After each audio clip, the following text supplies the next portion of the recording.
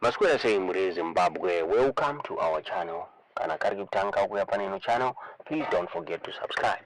Kana uchingwa gara waka subscribe, but don't forget to comment and share this video. Tena wata kuigira inya buda nimbato rezano pia firikunzi. Va Ziyambi Ziyambi pamwechete na Chiwenga anzi vari kuburana vari kunetsana. Va Ziyambi Ziyambi havasikuda kuti vaChiwenga vaonekwa vachitonga muri Zimbabwe. VaChiwenga vataura ivo vachiti havasi kuzosiya nyika ichitongwa neDumafiri dynasty. Havasi kuwirirana vaviri ava nenyaya ye1 man 1 vote. Ndofunga vaChiwenga kutaura vachiti aiwa nyika yakarwirwa, nyika yakasunungurwa kunzi vanhu vaonekwe vachivhota uyezve vaonekwe vachiwana rusununguko. VaZiyambi Ziyambi vakataura vachiti aiwa nyika haina kurwirirwa nyaya iyoyo, zvinzi nyika yakarwirwa nenyaya yekuti yanga yapinda mumaoko mevachena neyaburitswa neMyZimbabwe.com ichitaura iyo ichiti, to the casual observer it looked like a minor disagreement between two senior government officials. Justice Minister Ziyambi Ziyambi made a seemingly academic point, claiming the liberation struggle was not primarily about 1 man, 1 vote. Days later, Vice President General Constantino Chiwenga, the nation's second in command, publicly corrected him, insisting that the right to vote was the very soul of the war. However, this was no mere history lesson. It was the first public shot in a secret high-stakes battle raging within the ruling ZANU-PF party, a conflict that could redefine Zimbabwe's political landscape and determine who leads the nation after 2028. This investigative report decodes the language of the ruling party, revealing that this was not a simple spat over historical interpretation.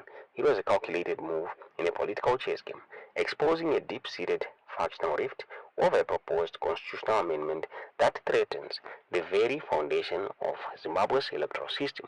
At the heart of the matter is a controversial plan to scrap direct elections, a move that would fundamentally alter the principle of universal suffrage that has been a cornerstone of the nation's post-independence identity.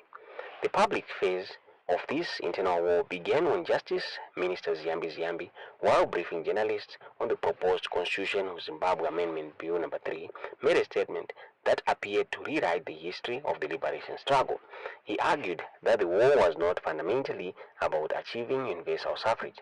We went to war because the colonizer took our land and our rights, and we wanted to liberate ourselves from the colonizer so that we can govern and decide how we govern, Ziyambi stated. He pointed out that from 1980 to 1990, Zimbabwe did not have direct presidential elections and cited international examples to bolster his point.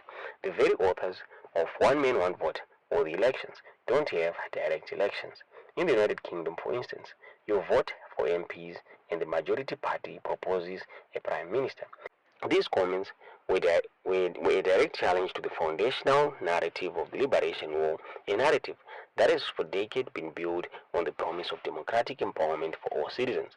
It was a narrative explicitly stated in ZANU-PF's own policy document from 21 August 1963, which clearly listed 1 man 1 vote as a core principle. The response from the Vice President was swift and unequivocal. Speaking at the funeral wake of a national hero's wife, he delivered a powerful counter-narrative, framing the issue in stark, almost sacred terms. He left no room for ambiguity. The liberation struggle was primarily fought for two fundamental reasons: the principle of 1 man 1 vote and the return of our land, Chiwenga declared, his words carrying the weight of his past. Chiwenga declared his words carrying the weight of his past as the army general who led the 2017 military intervention that brought President Emerson Mnangagwa to power. It is imperative that our youth recognize the sacrifices made by our heroes to ensure that every voice counts. Chiwenga's intervention was a direct and public refutation of a fellow cabinet minister. He was not just correcting the historical record, he was drawing a line in the sand by positioning himself as the guardian of the liberation legacy. He was sending a clear message to those within the party who sought to alter the country's constitutional framework. The message was simple: the vote is non-negotiable. Sources deep within ZANU-PF revealed that Ziyambi's comments were not a gaffe but a deliberate attempt to test the waters for a radical constitutional overhaul. The proposed amendment bill contains a provision that would empower Parliament to elect the President, effectively ending the system of direct public voting for the nation's leader. This is being referred to by some as a Chinese-style electoral model where a small controllable body of elites rather than the general populace chooses the head of state. This move is widely seen as part of a broader strategy by a faction loyal to President Mnangagwa to manage the contentious issue of succession, with Mnangagwa's second and final term constitutionally mandated to end in 2028. The amendment would not only extend his term to 2030, but also provide a mechanism to handpick a successor, bypassing the unpredictability of a general election and, crucially, potentially sidelining Vice President Chiwenga, who is widely believed to harbor presidential ambitions. The tension boiled over in a fierce cabinet meeting where Chiwenga reportedly clashed angrily with Attorney General Virginia Mabiza after she cited South Africa as a model for the proposed changes. Sources described an irritated Chiwenga cutting her off, declaring that South Africa was not independent and should not be used as an example. The confrontation became so heated that President Mnangagwa had to intervene, repeatedly telling his deputy, "I'm the president." This clash reveals the deep ideological and personal fractures within the party. Chiwenga, the man who commanded the tanks in 2017, now finds himself championing the democratic principles he was once accused of subverting. He is leveraging his liberation war credentials and his influence within the military and among war veterans to block a move he sees as a betrayal of the very struggle he fought. The internal conflict is not just a two-man show. It involves a complex web of power centers within ZANU-PF, each with its own interests and allegiances.